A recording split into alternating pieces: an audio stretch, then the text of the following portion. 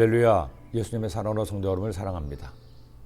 하나님의 인도하심으로 제 나이 만 40세에 독일에 선교사로 가게 되었습니다.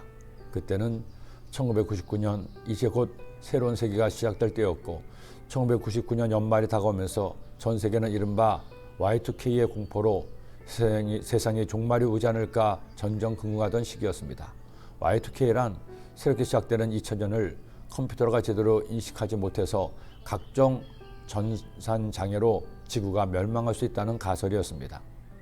그러나 2000년이 시작되었어도 아무런 장애도 멸망도 없이 그렇게 새로운 세기가 열린 겁니다.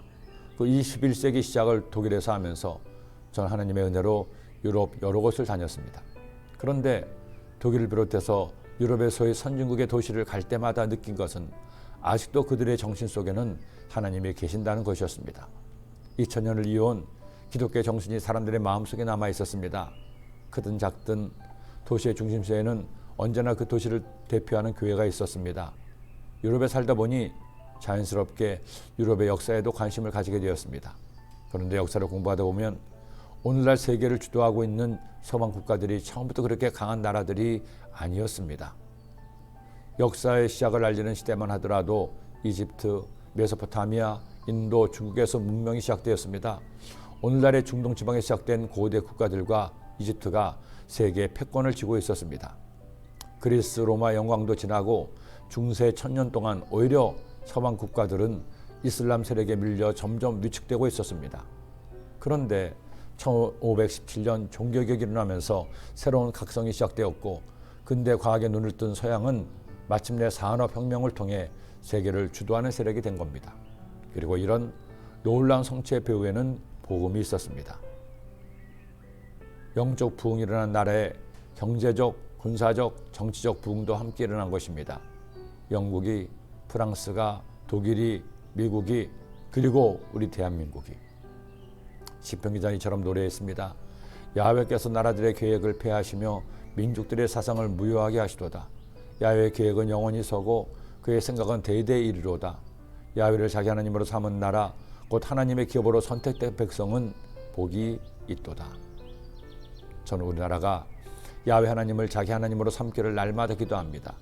이 민족을 살릴 방법은 오직 하나님의 말씀밖에 없음을 믿습니다. 야훼 하나님께서 지금도 불꽃 같은 눈으로 세상 모든 나라와 민족을 굽어보시는데 그분의 눈에 보이도록 한국교회가 우리 민족이 더 많이, 더 뜨겁게, 더 간절히 주님의 은혜를 구하기를 기도합니다.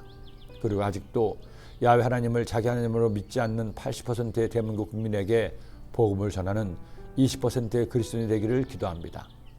한 영혼을 구원하는 것은 하나님의 영역이지만 그에게 복음을 전하고 사랑을 나누고 교회로 인도하는 것은 바로 우리 성도의 교회의 몫이기 때문입니다. 어느덧 2023년의 1월도 오늘로 마무리됩니다. 새해 첫 달을 어떻게 보냈습니까? 기도를 한 해를 시작했나요? 이제 두 번째 달에는 전도로 시작합시다. 올 한 해 내가 전도하여 구원에 이르게 할 사람을 작정하세요. 그리고 오늘부터 그를 위해 기도하기 시작하세요. 그래서 올가을 귀한 영혼을 하나님께로 인도하시기를 간절히 소원합니다. 기도드립니다. 하나님 아버지, 오늘도 주의 말씀을 주심을 감사합니다.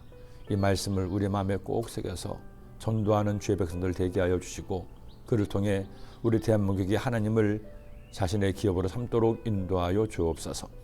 예수님의 이름으로 기도드립니다. 아멘.